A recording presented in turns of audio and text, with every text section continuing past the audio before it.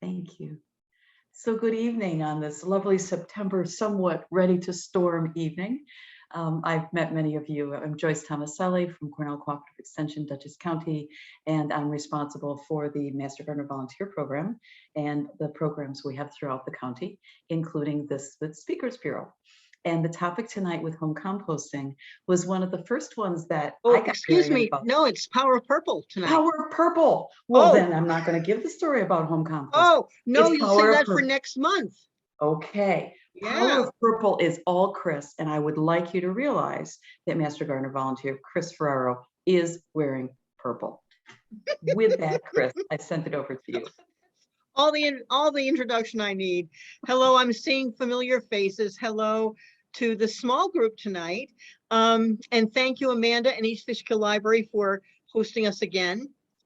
This is my very first talk. Power of Purple was my first talk. It has been way embellished. I had to today actually pare it back so that I can do it under an hour, because I've been adding slides and adding, oh man, all these new ideas, but we'll keep it to an hour tonight. And you have my, I think that Amanda emailed out the handouts, so that on the plant list, you should have my email address, and I welcome you. I welcome your questions and comments. And Joyce is, as she said, our fearless leader at Cornell Cooperative Extension, Dutchess County in Millbrook, where the hotline, the Master Gardener hotline for all your questions, is going down in a couple of weeks, because it will be October, and the hotline is in operation on Wednesday mornings from 9 till noon between April and October. But you can always email us. So let's get started here. I'm going to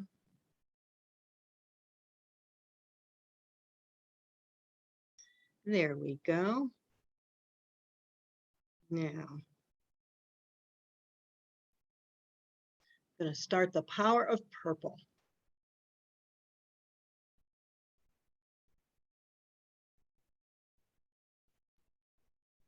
The color that can make your landscape pop.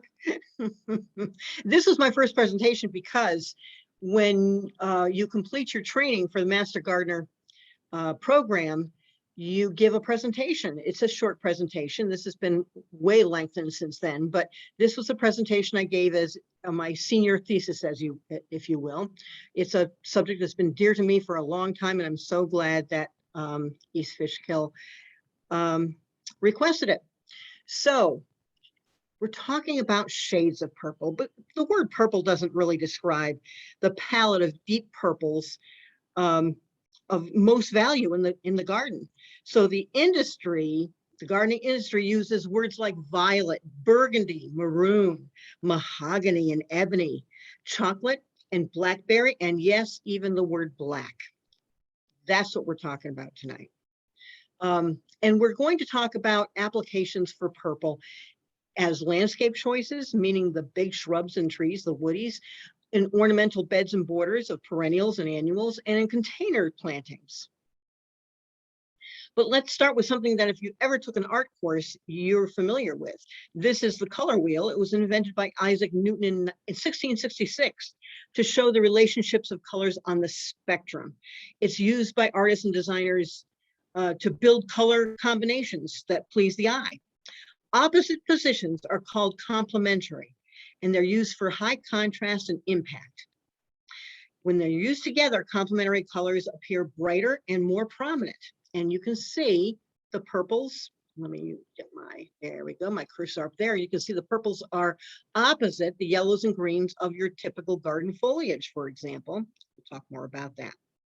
But let me go back to the genesis of this presentation, because just before my Master Gardener training, which was in 2012, my husband and I were visiting my son in Boston. This is Boston Common, early spring 2010. And this is not Boston Common, but this is a kind of scene we saw. It was much broader and panoramic than this, of course. But I was speechless, which is not common, because my husband turned around that day, early spring 2010, and said, "Oh, what a beautiful scene. What beautiful gardens. The reason why I was speechless is because my husband, who's come a long way in the last 10 years, but my husband was the kind of person who would look at my shade hosta garden, which didn't have a flower, and say, that's boring, where are the flowers? Gardens had to have flowers for him to really consider it as a real garden. So when he looked at this totally foliage view and said it was gorgeous, I said, what? I had to get in where his feet were. I said, move over. I got where his feet were, and I want you to do what I did. Take your hands and on the screen, see if you can blot out that Japanese maple in the middle of that screen. And what happens to the greens around it? They kind of get muddy. They kind of mush together. Take your hand away and watch the texture emerge. Watch the different greens spark and contrast. I realized I had been unconsciously using the power of purple for years in my own gardens. But I want to share that with you today. Let's walk through some ideas for your home landscape. So we're going to start with landscape choices, meaning the woodies. What we call the woodies are plants whose stem structure remains over winter, above ground. In contrast to the herbaceous perennials, which die back to the ground for the winter. So we're going to talk about some woodies. First, we're going to go big. We're going to talk about trees, and even a little Japanese maple can have big effect. And many of you have Japanese maples, very common. This one's called bloodgood. You do have to look at the tags of Japanese maples because they can be as big as 15 to 20 feet. They can be as small as 8 feet. They're all, and they also have different texture leaves, so you can work with those. And then, of course, there's the common crabapple. This one's called Purple Prince, which is really stunning because it's a, they're about 15-foot trees, but these have carmine red buds that bloom to rosy flowers and then go to purple fruit. The problem with crabapples, if you are in Dutchess County, might be that they attract deer. And many of you have deer and don't want them. The rest of this presentation, by the way, because I do the presentation, the deer deterrence presentation for Cornell, I developed with Cornell Research some years ago. In all my presentations, I will tell you when something is not deer deterrent, is not deer resistant or of interest to deer. I will tell you if it is actually, because almost always I use things that are not that interesting to deer because you're in Dutchess County, even up here in the Berkshires of Massachusetts. Yes, we have deer too. And on your plant list, by the way, I apologize, the footnote fell off for the column that says deer deterrence or deer rating, says deer rating. That's the Rutgers deer rating.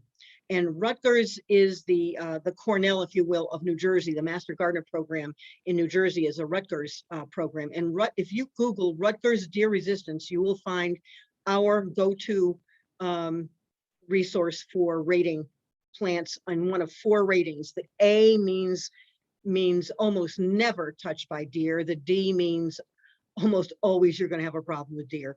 And so that will tell you what you got on your plant list. But yes, crabapples will attract deer. And then we have the noble copper beech. Copper beeches, all of them, American, European, Japanese, they have this genetic capability to purple leaves. They start out coppery like this in the spring. They turn purple in the summer, and they get really deep over the summer until fall when the leaves shed. But if you want to read a great story, if you go to Margaret Roach's article on her blog, which is awaytogarden.com, she has an article about her 30-year-old love of a copper beech. And copper beeches have a reputation of being huge. Give them a couple hundred years, they'll get that huge, but they're slow growers, and you can start now. Now we're going to go to big shrubs, because the big shrubs should give you impact even at a distance. So if you're looking from your kitchen window out to the edge of your lawn where the woods might start, for example, you want to see something that actually shows that contrast with it in a big form. And of the giants, we've got the smoke bush, Cotinus. Smokebush is not a native, and a lot of what I show in this presentation I've turned over to natives as well, but pretty good around deer. The smokebush has again naturally dark purple leaves. What you see here, which is a picture from Main Street in Stockbridge, the Mission House in Stockbridge, is actually two, a left and a right hand. And you can see the difference between the two of them, two shrubs, because the one on the right is smoking. This is why it's called smokebush. It has inflorescences that you know, at bloom time, if you will, these inflorescences kind of smoke up around the plant and from a distance are really stunning. But this picture also shows you that some smoke bushes smoke, some do not. It depends not so much on the variety as it does on the particular specimen. You don't know. And there are some years that it might smoke and some years that it might not. By the way, the Mission House, these got very, very big and kind of out of control, as Cotinus will, because they will get to be 12 feet sometimes, and they can get a little, you know, you can go in and prune branches to shape it up. But sometimes you do, like the Mission House did this last year, and cut it to the ground. And by, you know, they cut it to the ground in late March, and by June it was chest high and beautiful glossy leaves again. Didn't smoke this year, but it might next year. And this is a close-up of, I think this is called Winecraft, this particular variety. Some of them are smaller. Again, read the tags, but you can see the contrast with that Weigela in front of it, which is kind of an acid green. The beautiful contrast there. That's what you're going for. In the distance, again, the 9-barks really perform. That's Physocarpus, and they have all kinds of whiny names, but they have a tendency to dark foliage. There's one that's called Coppertina that's very popular now. That's a little rustier looking, but you can see it covered in flowers. And here's a close-up. This is a shrub that pollinators adore. And talking bees, moths, butterflies, all of the good beneficial pollinators. This will, and look at the smorgasbord you get with a 9-foot shrub like this. Very hard to keep one of these small, unless there are smaller ones. Unless you look at the tag and it's a 5-footer, but typically they're really big and they're for your that layer between the woods and your lawn or your perennial beds. And then, you know, the closer up, some of these shrubs are really, you want to be able to see them close up too. Elderberry, Sambucus, is another big 6 to 8 foot shrub in its natural form. You can keep them a little bit smaller, but you also want to be able to go out there and look close up, because this foliage of the one called Black Lace in particular is stunning in terms of texture as well as color. And those flat top corms of flowers are, again, big favorites of the butterflies and pollinators, and they're followed by what? Elderberries and the birds love elderberries, and some people love to make jam with those elderberries. Elderberry is also a really beneficial herbal supplement. I can't say on behalf of Cornell that this works, but it's used, that elderberry juices and tonics are used for shoring up the immune system. So elderberry is a noble plant. Sorry, this is a little out of focus. I'm surprised at Proven Winners where this came from, because I forgot to replace this, but this is a great picture of how to use a Weigela wine and roses. The Weigelas that have dark leaves are often wine named. I call them the wine series. They are, and you can see this one between might be a spirea, and there's a Physocarpus in the back, and you can see that the color contrast between those three. That's one reason why I like this shot. Weigela is not. Elderberry is a native. Weigela, they're both deer resistant. Weigela is not a native, but I use it in the category not native but worth it.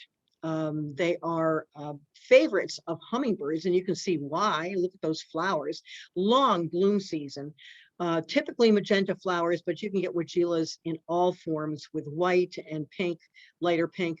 But the dark foliage wine series, and the biggest one is Wine and Roses, and it's at a 5-foot shrub, let's say, are always this deep magenta bloom, which is great from a distance and nice to have close up because you want to see those hummingbirds coming in. Shrubs that deliver late purple. I have a couple slides on this because this is, sometimes this time of the year, you're looking around and things look a little ragged. This is a time of the year that you really like to see purple develop. And there are a couple of kinds of ideas I have for you in that category because, for example, in the viburnum family, and this, there are 2 or 3 really nice native viburnums that we talk about in our presentation, Nuts About Natives, that I did with Michelle Cayley. And the possum haw viburnum is one that I've already discovered and used a lot because they're big. They are actually typically vase shaped, but the wine colors that come in this time of the year, and I'm talking about late August and early September, they start to turn like this. The viburnum nudum and Brandywine and Winter Tour are the most common. Brandywine is the most common one you'll find. Brandywine and Winter Tour are 2 that I use because, like blueberries, they will fruit better if you have more than 1 variety. And so I use Brandywine and Winter Tour in my gardens. But they both do this in the time period we're talking about right now. And then by October, November, they're still hanging on to their leaves and they look like that. And in between, oh my gosh, the berries. Speaking of purple, they go from light pink to blue to black. I have not seen them in black because I think the birds eat them all before they get to black. The birds love these viburnum berries. So it's great for wildlife, not just pollinators, but also birds. And in the late purple category, beauty berries are wonderful. The common beauty berry comes in with a chartreuse foliage. The flowering doesn't happen until August because the berries that follow the flowers are those amethyst berries. And this is a picture of the berries all along the stem, which is the way they all fruit out. It don't happen until late September and early October. I've had trick-or-treaters walk up my walkway, and I hear their little voices saying, "Are those real? Can I eat those?" That they are stunning. They're shiny and amethyst color. That insect that you see is. I'm curious, Chris, do the birds eat those late winter? Because I know they persist into winter. They do, and one of the reasons why they persist is because the birds, it isn't their first choice, but they do eat them before.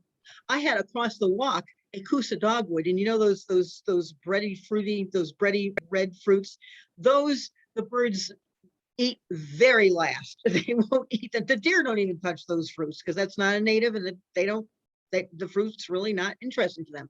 But they will eat these berries before spring. They're all done. Is my experience. The insect that you see is purple glam, which is a more vase shaped than it is. The typical beauty berry is kind of fountain shaped, like you saw in the original photograph. But this is a vase shaped, where I put actually little subshrubs or perennials like Nepeta, catmint, around the bottom to dress it up because it has legs, because it's vase shaped, but it has that dark foliage. Purple glam has dark foliage in addition to those amethyst berries. You gotta love it. It's also fairly new, so it's in the nurseries now. Another one I don't want you to overlook is your rhododendron, your PJM rhododendrons, your little leaf rhododendrons, which of course have stunning purple color in the spring. But where they're just starting to, they green out with they get greener as the summer goes on. And then when fall hits, they start to turn bronze, and they keep that until the spring. You see the spring flowers there. The leaves are still dark. They turn brighter green in the summer and in the fall. And in the winter, they're really bronze like this, which is cool because they contrast so nicely with your evergreens, or they add color where there is no color. I think PGM rhododendrons are great. They are, however, one of the few, most of the species on my plant list are A and B deer rating. This one is a C. They will nibble any rhododendron, particularly in the spring. So you might want to protect it come spring, but by middle of summer when they got other things, they're over there with your hostas. So the deer don't bother them typically other than early spring. They're worth it. So now we're going to go over to your perennial beds. And speaking of spectacular perennial beds, this is the Martha Stewart Garden, Berkshire Botanical Garden up here where I live now. And if you can spot the purple in this photo, then you have passed your first quiz, but you don't know what that is, I bet. That is, Ricinus is castor bean. That's an annual. It is grown from seed, and you'll find it in, particularly in native nurseries, I think. I get mine from Berkshire Botanical Garden at their plant sale every spring.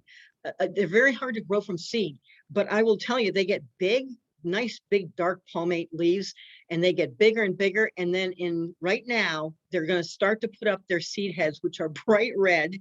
And those are seed heads, and there are lots of seeds in there, but I have not been expert enough to get one to grow from those seeds. I think you have to nick them or something. I have to do some more research. But that Ricinus, that castor bean, is a great big purple statement in your perennial border, annual perennial border. So for your beds and borders, we suggest that you think about flowers and you think foliage. I mean, you're thinking of flowers in your perennial garden, but I want to draw your attention to some interesting foliage. By the way, you're going to see a little ruby later. These are just little seedlings planted in the spring. You can see the hellebore behind it, the threadleaf hellebore behind it is still looking good. So you know this is like May when they first planted the little ruby at Berkshire Botanical Gardens, and carex in the front. And what they've done is make those little rubies will get to be a foot tall to 14 inches tall and a foot wide, and make a nice little purple, dark purple stripe through an otherwise foliage heavy garden there in the shade. And we'll talk about little ruby when we get to containers too. So let's go to ground covers in your perennial gardens.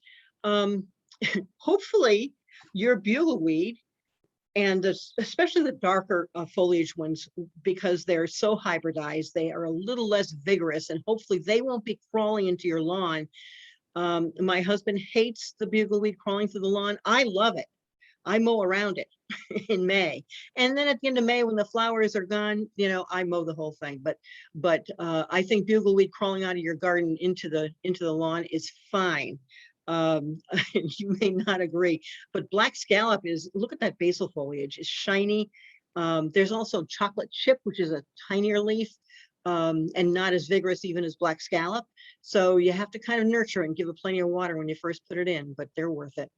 Don't overlook for ground covers. If you're talking about a dry, gravelly place, your hens and chicks, your sempervivum, are really terrific little ground covers that propagate themselves. You know about the babies, the chicks. And there are lots of dark purple ones coming in. It's kind of a trend in the hybridization of hens and chicks. So I won't wait till containers to show you this one. There are 3 hens and chicks in here, 3 sempervivum. This is berry blues in the front with berry bomb on the top right, and the one on the top left called cotton candy. Wouldn't that be a great container in a purple pot? But even the sedums, which are now recategorized as hylotulephium, but we still call them sedums, and you'll find them as sedums in the nurseries too. Purple Emperor is a bigger one. The Dazzled series, the plums and the Dazzled are trade names. I don't know whether it's Proven Winners or Monrovia, but I have some of these, and this year they've suffered because of all the rain. The sedums don't want this much rain unless you have really good drainage. And my plum dazzles are flat, completely flattened from the center, but they're blooming. And then we have a chocolate drop. And again, look at the contrast with the acid green in the back. But if you want to guarantee that you're getting dark foliage, you just go for the word chocolate. We're going to talk a little bit more about eupatorium chocolate. But there's lots of coleus with chocolate names and dark purple, really dark purple and burgundy. As foliage, they're just as yummy as your florals, and whether you're using them in the ground, in your borders, or in pots, they're all very valuable. Like heuchera, and all 3 of these are actually, I think it's typical that if you're talking about the deep colors, you are not talking about sun tolerant varieties in either the coleus or the heuchera family. If you're talking about really deep color, you're talking about morning sun being best, or filtered sun through a high canopy, or or light shade, indirect bright light, but not late afternoon hot sun. But there is a perennial in your future for all of your challenges, whether it's your soil type, including your moisture needs, your different lightings, your height needs and form and texture, and sequence of bloom, which is that holy grail of perennial gardening. How do we keep something interesting going on all through the bloom season? And by the way, that is, we're talking about Weigela, the wine series. This is one of my gardens here in Stockbridge, that one of my early gardens I put in. This here is a Weigela spilled wine. It's a 2 foot to 3 foot version. Right there with the acid green again of the Itea in the front, and you've got your light purple Nepeta, and this is a phlox, a mid-season native ground cover type phlox called smooth phlox, Phlox glaberrima, that's mildew resistant. And you see what time of the year it is, because that's Stelladoro daylilies, and they bloom the first week of June. So I know exactly when this was. It was just after the Weigela stopped blooming. So at the very beginning of the season, we've got bulbs. Well, there are purple bulbs. There are purple tulips. There are lots of alliums. This is the classic bulb, Globemaster, the allium Globemaster, the tall ones. At Berkshire Botanical Gardens, they put these in along their daylily walk, and they're just going by while the daylilies are coming up and starting to bloom. It's stunning. The contrast with the daylilies is stunning. And then you have over here, you have your hyacinths, your taller hyacinths, and then you have your grape hyacinths, muscari here, which have lots of different versions of as they bloom, from bud to flower in purples. And this is a past flower. And then you go into your early to midsummer bloomers, and Geranium maculatum is our native perennial geranium. It is one of the most, really sturdy because it's our native. And even in shade, it'll expand and grow vigorously and fill a whole plot, Geranium maculatum. This espresso, because it's so hybridized to get that dark foliage, it tends to be less vigorous. So instead of using it as a ground cover, you would use it where you can appreciate the close-up detail and the color. I use mine either on a walkway or at the front of your border, and I wouldn't just get one, I'd get 3, let's say, to make a clump, because they take their time. They don't get big fast, and they're dainty. The opposite of dainty, no, actually the blooms on penstemons are all dainty. There are so many of them that this is one of the champions of the pollinator gardens. Penstemon digitalis is, all the penstemons are great, but digitalis tends to have some, Dark Towers was the first one. Now there are lots of other versions. I had a picture of one called Midnight Masquerade with even darker foliage. They're really pushing the limit on the dark foliage in the Penstemon digitalis family. And this is one that is great. They're all vase shaped. They're pretty big. They're 2 to 3 feet tall. And there are hundreds and hundreds of blooms. Those are little hummingbird ports. They're not just butterfly and bee ports, they're hummingbird ports. And you won't have hummingbirds fighting over these like they do your sugar water feeder, because there are so many to go around. Nice to have outside your door, outside your kitchen window, where you can watch that activity. Nice to have following, to have coming up and over your, what did I say in the last slide? Oh, there it is, your hyacinths. Those purple hyacinths are just going by when the penstemons are coming up. And I have my purple hyacinths around the bottom like a necklace. And these guys come up and over and obscure the foliage that you want, in bulbs, you want your foliage to dry out, to absorb all the sunshine before they die back. So you don't want to pull up that disgusting looking foliage. And yet Penstemon digitalis will obscure it and kind of camouflage it. Even when you're talking about astilbes, I'm going to show you 3 different astilbes that extend the life of bloom in I would say morning sun. All of well, actually, astilbe, the Orenzii are good in shade, good in morning sun. just don't like the hot sun, but this one's called Cappuccino, has dark foliage and white flowers, but you can see the purple stems, which is the theme that you're going to hear. When you get dark foliage, sometimes you get those purple stems, which really give depth to the garden, depth and texture. And the Orenziis come up first, and they have these graceful spires that kind of sway in the wind, and they're very nice. And then towards the end of the bloom of the stilbes, you have in July, let's say, a stilbe, the Orenzii, or the first week of June maybe, and then in July you've got later July even, you've got the Chinensis stilbes, which are spikier, sturdier spikes. And this one, Mighty Chocolate Cherry, is a real bruiser. They need more sun, actually. People think that because they're stilbes, they can do well in shade. A Mighty Chocolate Cherry needs quite a bit of sun. So, and can take full sun, in fact. But has the nice, stilbe foliage.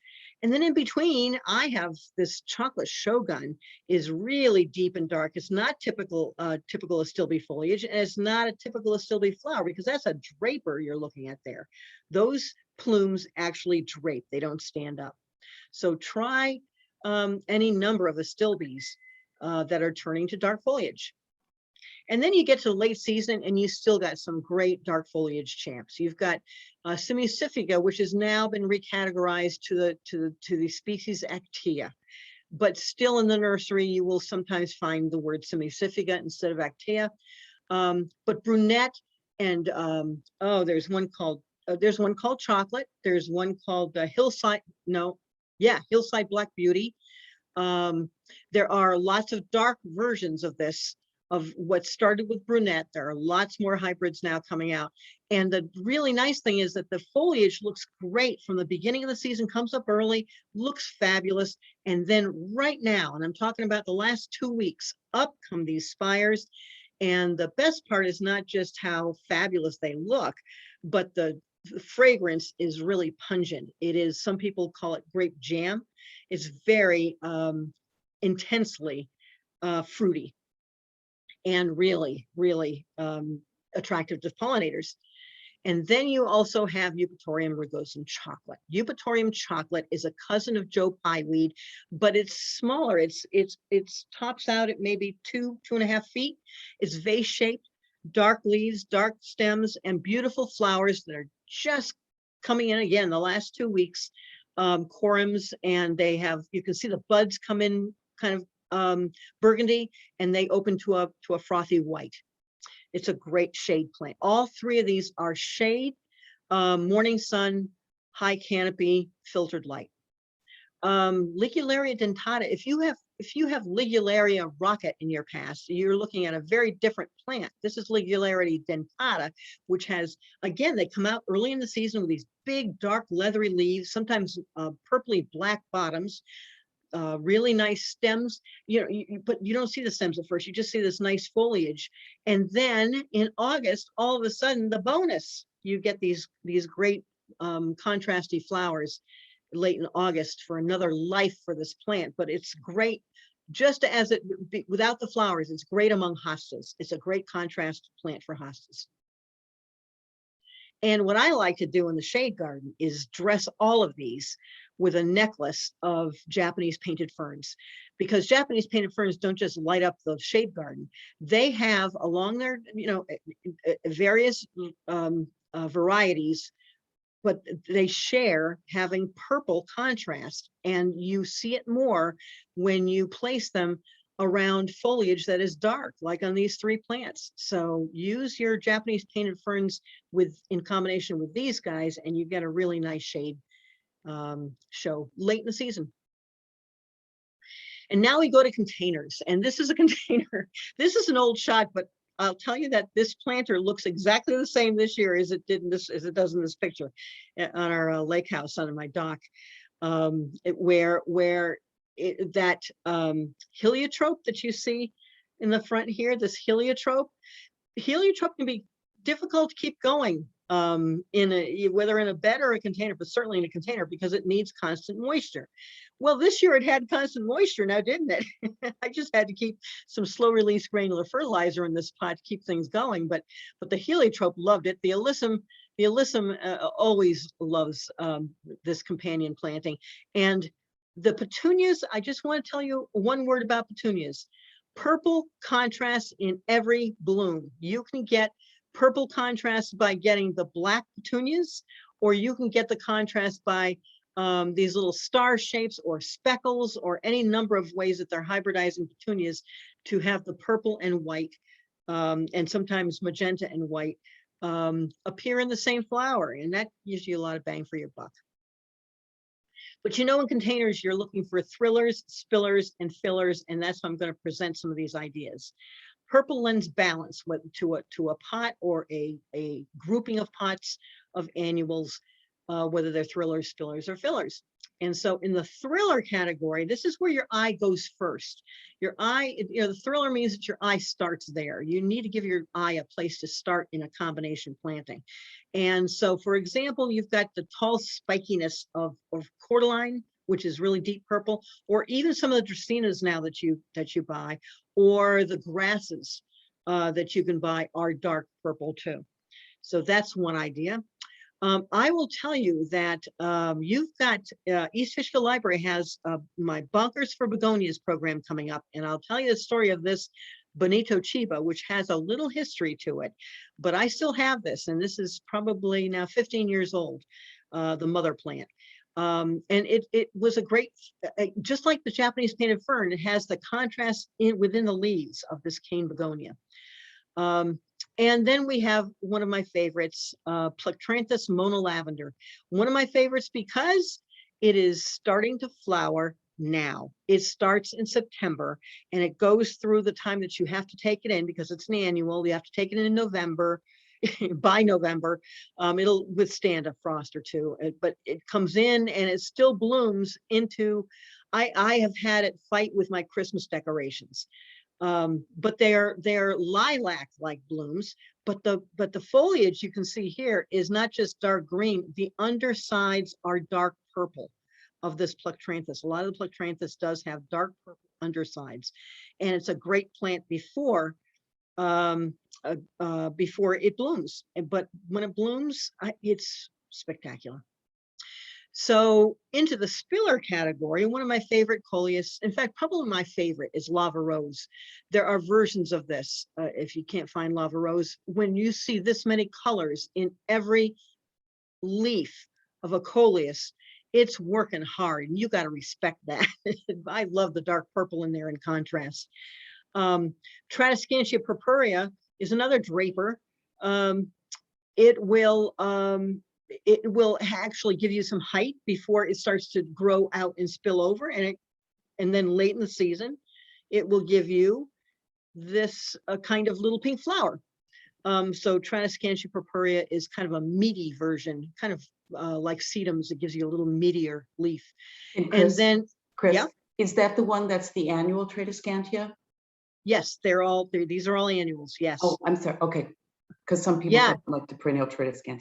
Well, the perennial Tradescantia, is in other presentations, like Pollinator Paradise, which East Fishkill presented. We gave to East Fishkill, and also Nuts About Natives. I talk about Tradescantia a lot because the pollinators love it. And even the annual, the pollinators love these little blossoms. And then you see Ipomoea is sweet potato vine. This is Blackie, great leaves. I can't grow it anymore because this is one of the favorites of woodchucks. And I put my containers on decks where deer can't get them, but woodchucks will go up the stairs to a deck if there is a sweet potato vine there. You also might look at another Plectranthus, which is another one of my favorites. This is one of my combinations, and you see my hand here showing the underside of the leaf.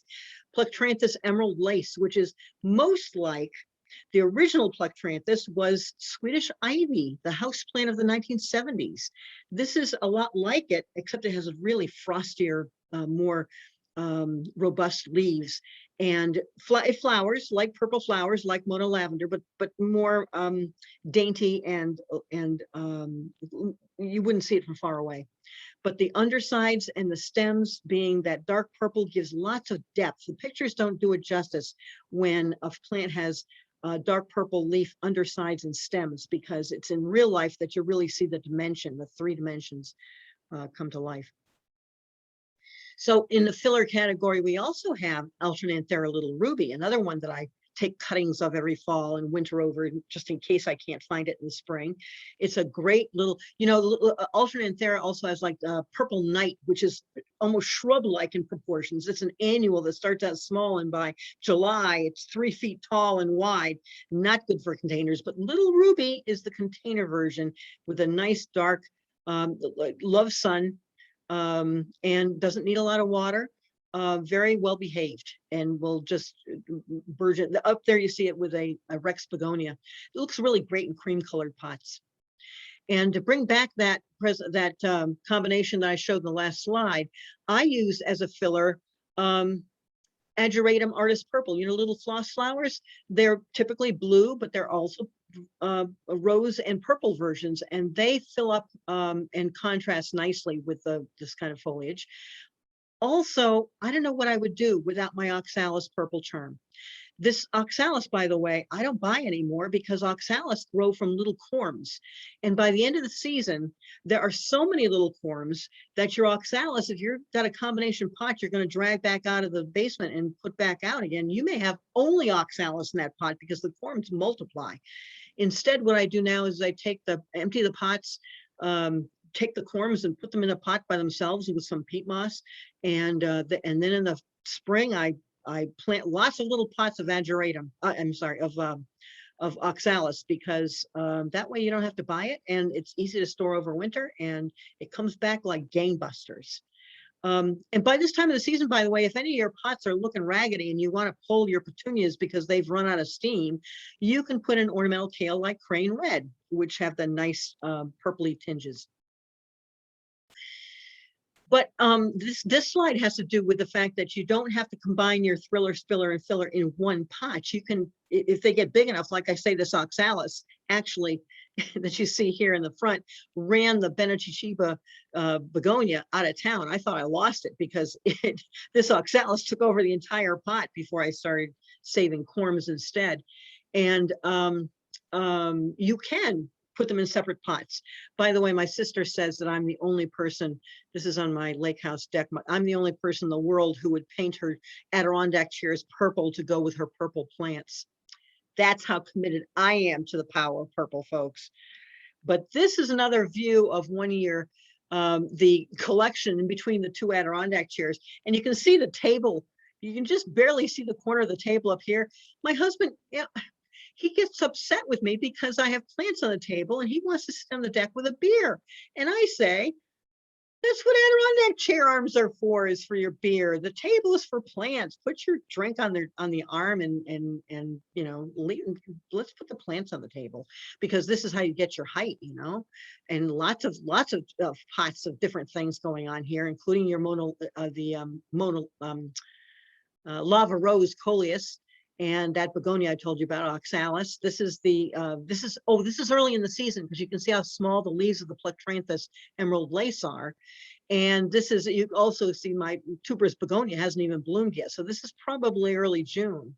And these are just putting the pots together so that the purple gives contrast and gives life to the other plants. In fact, I put together several pots with all those extra corms. I put together just nursery pots full of oxalis and get them going, because this is a time of the season that I want to plug in some color to some raggedy gardens where, things have eaten holes in the leaves, and the begonias are going down at this stage, and the lily of the valley is starting to look really ragged, and even the Japanese painted fern is starting to lose its stamina. But you put in that dash of dark purple oxalis, just place that pot right in there. Sometimes I tow it into the ground, and it gives another month's worth of life to a garden. So use your purple any number of ways. So I'm going to finish up by offering another couple ideas, even in your herb garden. This is perilla, also called shiso, which is used in Asian cooking, but is a great herb for your herb garden because it is that nice deep color, whether you harvest it or not. And I also would recommend, you know, I have basil that I grow just for pesto, but I grow my purple basils in pots, again, as contrast to my annuals, as I do purple sages. And I can harvest it from the pots on my deck that are in combination with annuals and make all the annuals look good. I should put a couple of my combinations in on this slide, but I wanted to show you these beautiful opal purple basil and the purple ruffles basil and the purpurea sage and the tricolor sage. And the tricolor will definitely not come back. It's not a perennial in our zone. The purpurea sometimes does. And so I recommend trying it. But again, in pots, it's great. And finally, don't forget your lettuce bulb, because the prettiest pot in my deck in late spring, even before the last frost, you know, when annuals are it's too cold to plant your annuals, but the lettuce bowl on my patio table can be just as pretty with the red lettuces along with the green. Same thing, power of purple. So have fun in your garden with purple. I can take questions, by the way, anytime. I should have said you don't have to put your question in the chat box. It's a small enough group. You can just unmute yourself and ask away. I was watching chat. There weren't any chats. Well, But you know, yeah. There's so many good examples that even though I've listened to you present this several times, each time, I mean, the semi-suffuga is absolutely one of my favorites. The ligulera is one of my favorites. And I Oh, you got realized that, Ligularia dentata? That's more common now than it used to be. I'm glad to know you got it. And it's realizing why they have so much interest throughout the season, because they've got their foliage and then they've got their Yes. beautiful flowers. Yes. And yes, in my it's like a area, they bonus. both seem to be really deer proof. So I'm lucky with that. Oh, I showed you all. If you look at the plant list, you can see all the A's and B's. Here and there are C's, like for that rhododendron, but no D's. So you've basically seen all fairly even for your property, Joyce, where you've got some very brazen deer, I know. But I also don't want to finish without suggesting to people, we've got 2 programs coming up at East Fishkill.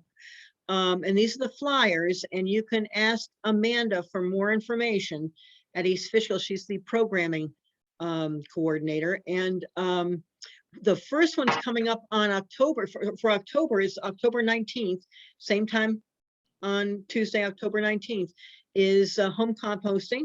And then we have in November, one of my favorites again, Bonkers for Begonias. And you can see on that flyer, my little star, my Benito Chiba begonia. It's got a sweet little story to it because I thought I lost her. I didn't. And we learned a lot from her. But that's Tuesday, November 16th. So watch for those. And if you missed last fall at East Fishkill, you might have missed putting your gardens to bed, which I did, which I'm going to do for the Poughkeepsie Library District on Monday night. So if you missed that last fall at East Fishkill, you can catch up with it again just by going to the Poughkeepsie Library site, pokelib.org, and you find their calendar and you register there, and we'll look forward to seeing you there, because I know I'm looking at people that I've seen before, and I hope you can join me again. And we managed, Chris, to do this without the internet crashing. So I guess you had a good talk with Mother Nature. I'm going to stop. There we go. There we go. Yes, it was all, it's, you know what it is? It's the power of purple. Because when I look at the storms that are coming through now, they're about to hit us. So I'm very pleased that you were able to get it finished. Oh, I am really relieved. Thank you to everybody. Thank you. And I'll send the recording that you can share with others probably tomorrow or Friday. Thanks, Amanda. Boys, thank you, Chris. Thank you. Good night. Bye, everybody. Bye-bye. Thank you.